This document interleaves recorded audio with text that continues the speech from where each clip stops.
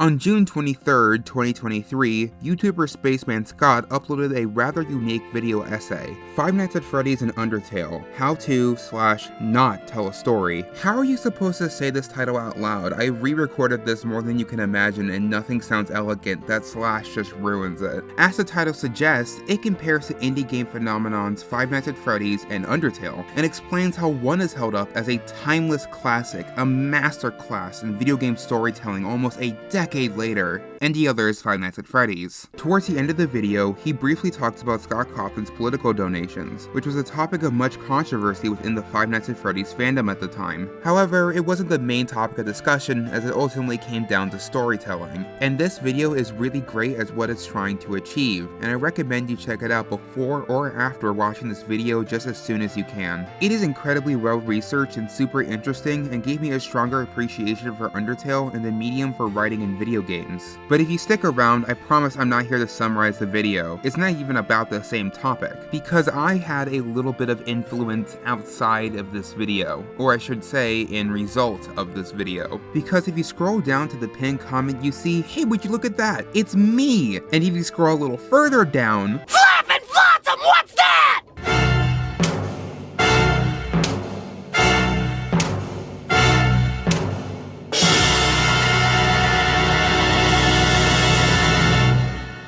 if you cannot tell, this stirred quite the flame war for almost 2 years at the time of me writing this. When I first posted this reply, I had been adamantly defending my position against detractors when I eventually realized it wasn't worth it and found it kind of boring, so I stopped and just let the numbers rack up, giving 1 or 2 snide non-replies here or there for things I thought were stupid. If you look at the replies now, YouTube does this thing where it clumps together specific users' replies, so it kinda looks like for a while I'm just talking to myself for a long time. My replies specifically focus on Scott's political donations, giving my own personal critique of the issue that was only barely glanced over in Scott's video. Now before I talk about my take and the replies to said take, I need to give some further context about this drama when it initially began. Scott Cawthon is the creator of the multi-million-dollar video game franchise Five Nights at Freddy's, a series of horror games with a complex lore your little cousin has probably tried to explain to you before. If you walk inside your local GameStop, you'll probably find more Funko Five Nights at Freddy's plushies than any other franchise there. And much like how Funko products are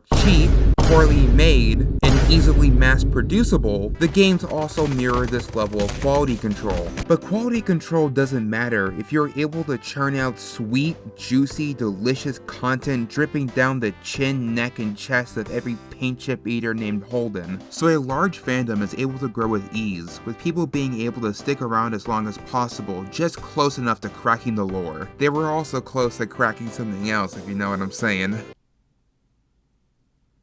The joke is porn. She's such a bad bitch though! Because if you have a game with large, furry, anthropomorphic animals, you're going to be attracting a community where 80% of its audience is gay. It's no secret that a lot of FNAF fans are queer. It's a fact of life. Fish gotta swim, birds gotta fly, and every Gen Zer's first exposure to being non-binary is being confused on what gender Chica and Mangle were supposed to be. So it came to a shock to most when they learned that in 2021, Scott Cawthon had donated thousands of dollars to the Republican Party, a group that has been trying their hardest to ban gay marriage and access to gender-affirming care. It felt like a basic violation to everything the community has done for Scott, and got upset en masse, so upset that according to Scott, some would jump the gun and threaten to dox him and call his family with death threats. I need to say this right now, doxing or death threats is not justifiable by any circumstance. Threatening lives is not the way to change the mind of somebody that you think is harmful. It also doesn't exonerate Scott from being criticized. A lot of people use this as a deflection to stop people from critiquing Scott's political donations, when there's probably a 0% chance that those people are the ones who threatened Scott. But the point is, many people were emotional and angry,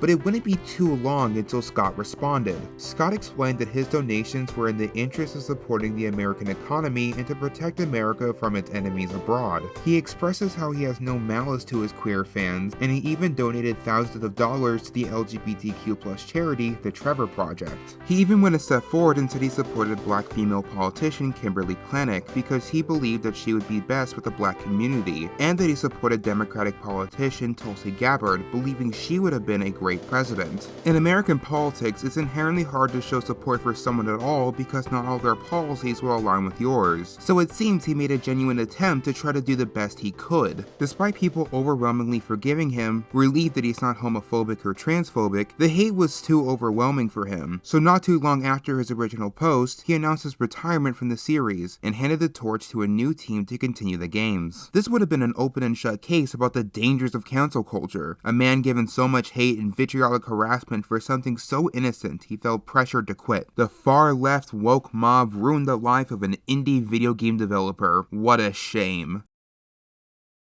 If it wasn't for the fact that Scott's response was completely and utterly 100% total absolute bullshit, I can't keep hiding this opinion anymore. This response was genuinely terrible. Him attaching an 8-year-old's drawing of a FNAF character in his fake goodbye letter is just a couple of steps below busting out the ukulele for an apology video. Scott's political donations are still inherently bigoted even if they aren't queerphobic. In his response, which was supposed to be just a defense that he didn't hate the LGBTQ+ community, he managed to expose his hand and showed his pretty blatant racist, classist, xenophobic, and sexist beliefs. Taking Scott at his word and looking at his stances on Donald Trump's actions for the economy and the nation's security, we already begin to see the cracks forming. Donald Trump's efforts have tanked the strong American economy inherited by the Obama administration. Donald Trump cut taxes for the top 1%, which would in fact include Scott, started a trade war with China, and drastically increased the federal unemployment rate due to his inaction during the COVID-19 pandemic, and his plans to defend America from foreign adversaries has been incredibly xenophobic. This includes travel bans for specifically Muslim refugees and the routine kidnapping, orphanaging, torture, and murder of immigrants while mass deploying ICE. This is all before his second belated term, mind you. And do not get me started with him tokenizing black people and women as a bargaining chip to prove how woke he is. Kimberly Klanick believes that the best way to help the black community after the Black Lives Matter protests across the country, which mind you 93% of which was reported as peaceful, is to push back against the Black Lives Matter movement and effectively give no repercussions to the policing system. These donations were made after the murder of Breonna Taylor and George Floyd by the hands of law enforcement. Taylor was killed when she was sleeping when a no-warrant narcotics raid was initiated on her home, when she wasn't even the target,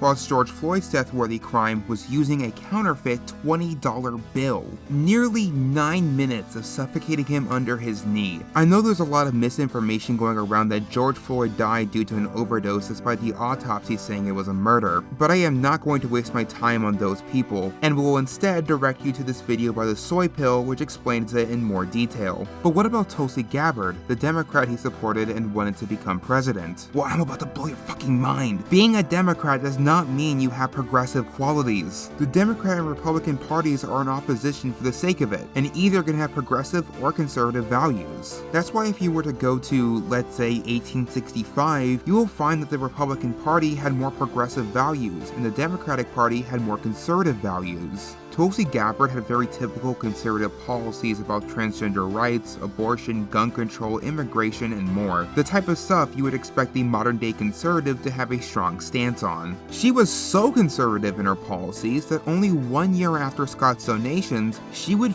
fully switch to the Republican Party and become a member on Trump's cabinet. Besides from her, the only other Democrat he supported was John Gregg, to which he only gave him $5 of patronage. So assuming he has leftist policies, that is $5 versus the tens of thousands of dollars he donated to these far-right politicians, to which the policies that Scott stands for are also far-right. He says, proudly, in his statement, when nobody asked, that he is pro-life, being against women having basic bodily autonomy. Scott didn't lie, he just buried the truth, but most of you seem to not care and drop any concerns you have because, hey, at least he's not homophobic. One progressive opinion is enough to cancel out everything else, right? And it is so ironic that for a fandom that loves to uncover mysteries, they sure do love to reject evidence laid out right in front of them. Most of you are stuck in the sunk cost fallacy. You've already already made up your mind that Scott Cawthon was just a misunderstood good guy the whole time. What was this video about? Alright, the Flame War. Truth be told, I tricked you guys. This was less about the Flame War and more about Scott. But to bring it all together, I want to talk about this massive reply section. Some are lost to time because of how poorly it is to manage reply threads in a YouTube comment section. Some think Scott not being bigoted against queer people is enough to exonerate him. I have to deal with these brainlets who think of this as an actual checkmate when the first fucking thing I said is that queerphobia wasn't the issue. Or they give these actually mind-numbing pseudo-intellectual takes about freedom, and assuming the best in Scott without actually reading his responses or researching his claims. Thankfully, there is one kind of reply that I have yet to receive in this thread. Why are you surprised that a Christian from Texas is a conservative? As if this is more than enough of a reason to give him zero criticism. Just because something is a cultural trend does not mean said cultural trend needs to be accepted or tolerated, especially if it can affect people across the country like it can do now. Also, I didn't know where to put this, but Scott didn't quit. That was also a lie. I thought it was worth reminding you guys that your favorite wholesome Chungus phone guy game dev has been an active part of the Five Nights at Freddy's franchise for the last 4 years since its supposed retirement. With that being said, I hope I never have to talk about this ever again. And I hope that the brave soldiers in that reply section will find this video. And who knows, maybe I could give you guys a lore update in the next 2 years. Anyways, that's all the time I have for today. Thank you all for watching. I have nothing else to say, but if you could, please support the My Little Pony Chronicles project. All information will be in the description below. I've been May, and I'll see you next time.